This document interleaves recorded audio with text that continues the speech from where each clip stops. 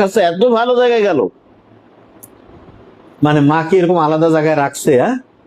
এ কি হবে? কুয়েটের প্রফেসর হয়ে কাম কি, আর জয়েন্ট সেক্রেটারি হয়ে কাম কি, আর কানাডায় প্রবাসী হয়ে কাম কি? মানে কি হইল?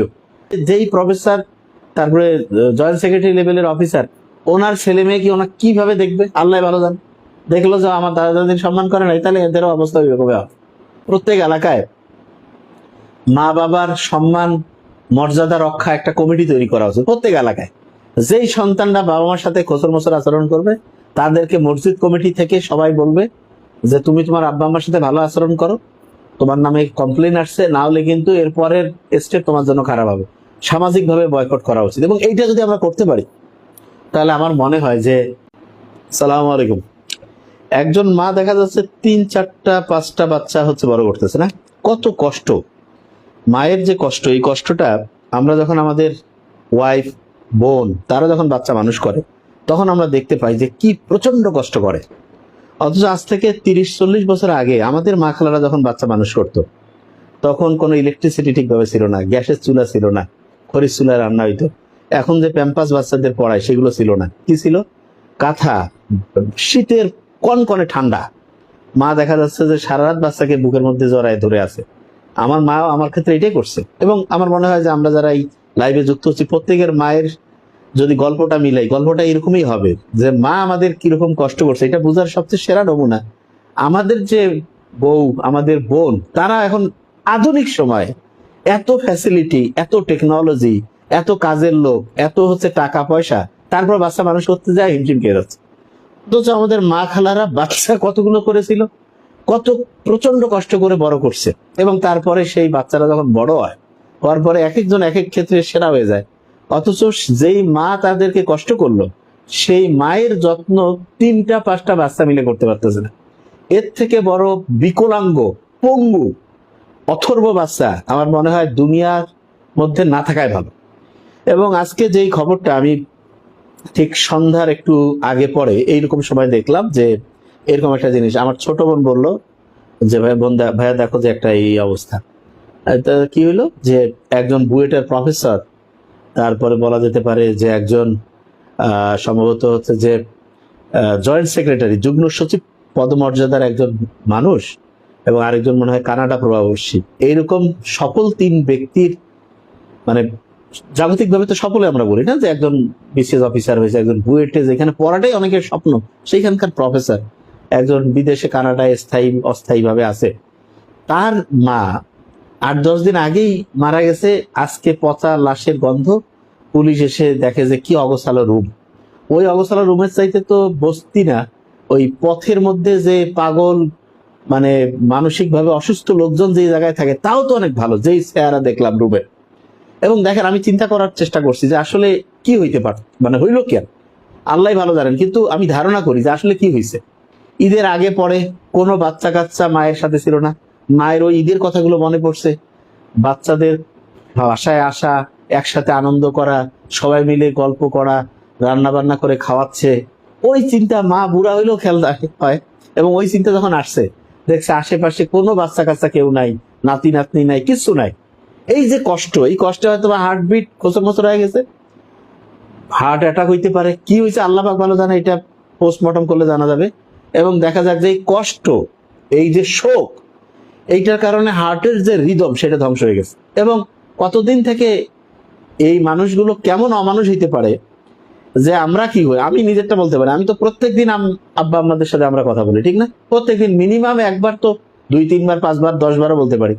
কিন্তু দৈনিক একবার তো 1 মিনিট হলেও কথা বলবো। আচ্ছা, কোনো কারণে ধরলাম যে মাকে আলাদাই রাখতেছি, ধরলাম, এরা এইটা যদি চিন্তা করতে, আচ্ছা আমি একদিন মায়ের সাথে কথা বলতে পারলাম না, ফোন ধরতেছে না, তাহলে হচ্ছে যে এটা কি যে ঠিক আছে, একটু তাহলে আমি আশেপাশের যারা আছে তাদের দ্বারা একটু খোঁজ খবর নেই। আচ্ছা, খোঁজ খবর 2 দিনে পাইলাম না, তাইলে কাউকে পাঠাই। না হলে সারা দুনিয়া এখন যেরকম মানে হচ্ছে যে উন্নত যোগাযোগ ব্যবস্থা, যে কোনো জায়গা থেকে একজন যে কি কেমন আছে মা, কি ব্যাপার, একটু খোঁজ নিলেও তো আমি জানতে পারতাম যে আমার মা বেঁচে আছে না মরে গেছে, নাকি অভিমান করছে, কি ব্যাপার। তো দুঃখজনক।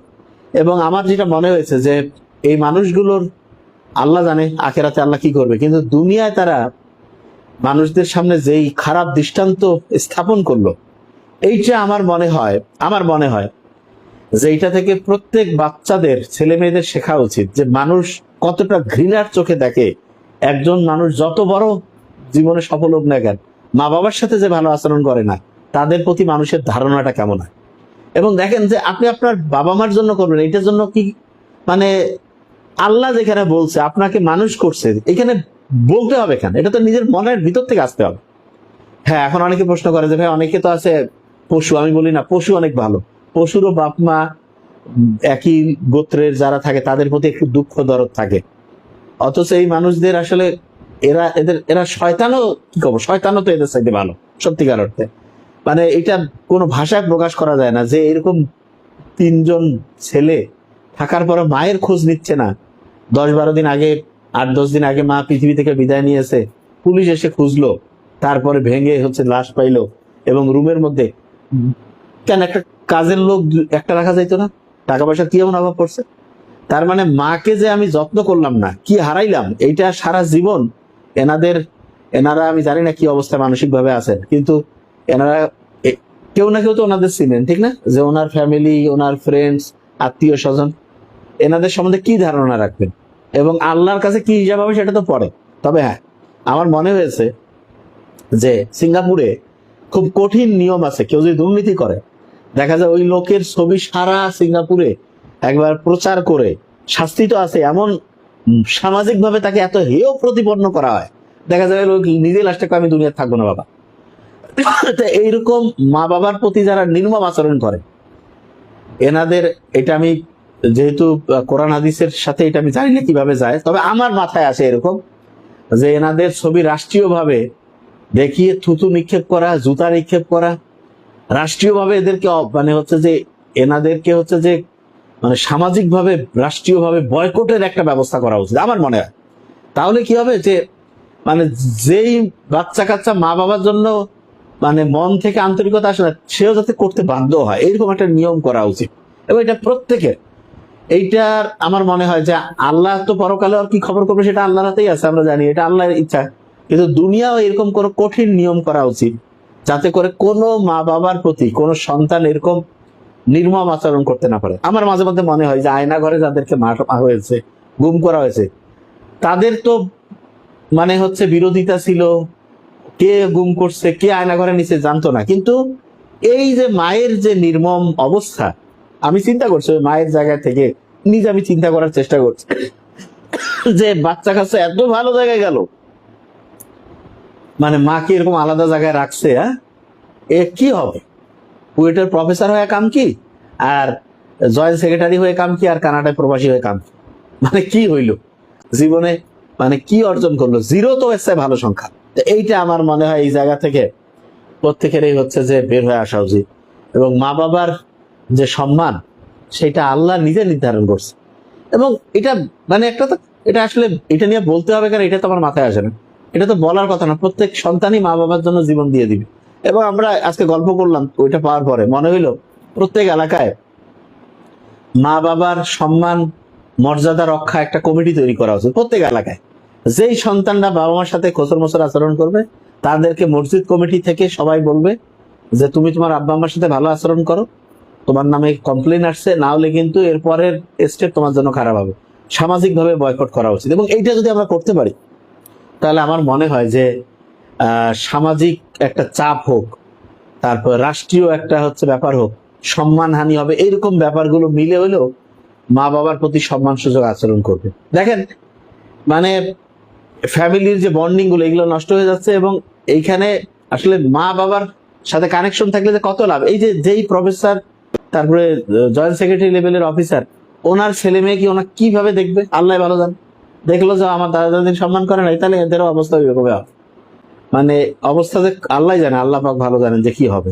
বললাম যে মায়ের প্রতি আমরা যাতে, মানে মা কি কষ্ট করে এটা বোঝার জন্য নিজের বউ, নিজের বোন আধুনিক সুবিধা নিয়ে একটা দুইটা বাচ্চা সামলাইতে কিরকম, কাজের লোক সহ, ইলেকট্রিসিটি, গ্যাসের চুলা, কারেন্টের চুলা, হ্যাঁ, তারপরে প্যাম্পাস, এগুলো নিয়ে কিরকম মানে একটা ভয়ঙ্কর কন্ডিশনে, তাহলে আমাদের মা কি করছে এটা জাস্ট চিন্তারও বাইরে। মানে ইসলাম বলি যে কোনো ধর্মের যেই বিধানেই যাই, প্রত্যেকটা বিধানেই আছে যে হচ্ছে মা বাবার সাথে সম্মানসূচক আচরণ করা। হ্যাঁ, মায়ের পায়ের নিচে সন্তানের বেহেশত। তারপরে বিভিন্ন ধর্মে আছে না, তোমার বাবা খুশি তো তোমার স্রষ্টা খুশি। হ্যাঁ, আর তোমার বাবা যদি হচ্ছে ওই যে মোহাম্মদ, তোমার মা বাবা তোমার জান্নাত, তোমার মা বাবা তোমার দোজক। মা বাবা যদি দোয়া করে দেয় বেহেশতে যাবা, আর মা বাবা যদি একটু বদ্ধ দেয় দোজকে যাবা। তো এগুলো কি বলা লাগবে? এগুলো তো জানা কথা।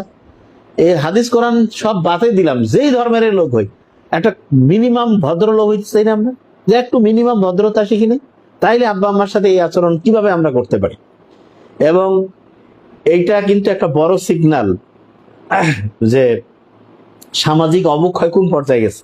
তা আমরা যারা এই লাইভ দেখতেছি এবং আশেপাশে যারা আছে, আব্বা আম্মার সাথে থাকার চেষ্টা করবো। হ্যাঁ, কোনো কারণে চাকরি, বিভিন্ন কারণে অনেক সময় দেখা যায় আব্বা আম্মার থাকতে যায় না, তাইলে আব্বা আম্মার প্রপার যত্ন, প্রত্যেকদিন কথা বলা, তাদের খোঁজ খবর নেওয়া, তাদের সাথে হচ্ছে যে এমন আচরণ যে ফ্যামিলি ডিসিশনটা তারা দিবে।